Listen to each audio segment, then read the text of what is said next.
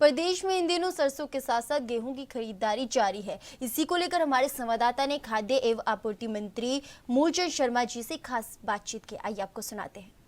प्रदेश में इन दिनों सरसों के साथ साथ गेहूं की खरीदारी भी जारी है। हमारे साथ इस समय खाद्य एवं आपूर्ति मंत्री मूलचंद शर्मा है। इनसे हम जानेंगे कि इस समय जो खरीदारी की क्या स्थिति है, लिफ्टिंग की क्या स्थिति है, जिस तरह से विपक्ष लगातार सरकार को घेर रहा है खरीदारी को लेकर, और इसके साथ साथ इनसे कुछ राजनीतिक सवाल भी करेंगे। नमस्कार सर। सर ये बताएं कि गेहूं की खरीद की क्या स्थिति है अभी?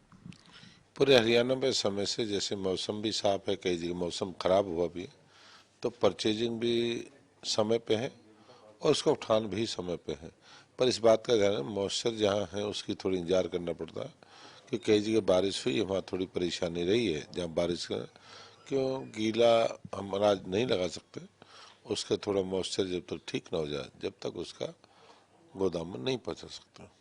लेकिन विपक्ष लगातार न केवल खरीदारी को लेकर जो है आपत्ति जता रहा है, बल्कि लिफ्टिंग को लेकर भी जो है आपकी जो महकमे की कहें या फिर सरकार को घेर रहा है कि लिफ्टिंग भी सुचारू नहीं है और ना ही खरीदारी जो है पूरी तरह से व्यवस्थित है। विषय ये नहीं, विषय और है।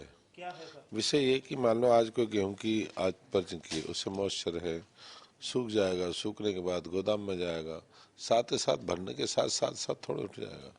थोड़ा समय, एक दिन में 2 दिन में, एक समय लाखों उठाना तो चलना तो पूरे उसका है, 15 दिन का काम है। गेहूं आना है सब 5-7 दिन, समय तो लगेगा ना।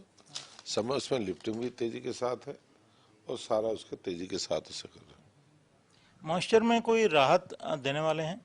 नहीं, मॉइस्चर में जो है, जो सरकार केंद्र प्रदेश की तरफ से गाइडलाइंस है, उसी पे काम करेंगे। तो लिफ्टिंग की जो बात है उसमें भी कहा जा रहा है कि देरी हो रही है, क्योंकि 1 अप्रैल से जो है खरीदारी शुरू हुई है और उसके बाद आज क्योंकि 15 तारीख से आधा जो महीना है बीत चुका है। नहीं, गेहूं की जो एक्चुअली शुरुआत हुई है 7-8 से हुई है। वैसे ठीक है, 1 से शुरुआत थी। गेहूं का जो मेन जो आवागमन हुआ 7-8 से हुआ, और उसके बाद भी क्या है कि 12 के साथ, 13 के साथ बैसाखी के बाद तेजी आई है। और इस दफे जो माहौल बना है मौसम का, क्योंकि लगातार जो पश्चिमी विक्षोभ के करके बरसात आ जाती है, उसको लेकर मंडियों में क्या व्यवस्था है, ताकि क्योंकि दाने सारे किसानों के मंडियों में पड़े हैं?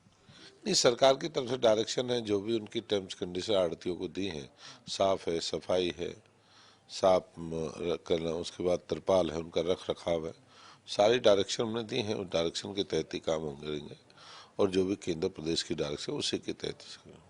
कुछ शिकायतें भी आई होंगी आपके पास? नहीं, मुझे कुछ अधिकारी को डीएफएससी की शिकायत है, मैं उनके खिलाफ कार्रवाई करूंगा, और जो डीएफएससी हैं जिनकी बार बार शिकायत आई हैं और जिनके बारे में मुझे है, उनके खिलाफ मैं कार्रवाई भी करूंगा। तो कांग्रेस के घोषणा पत्र को लेकर आपको क्या कहना है?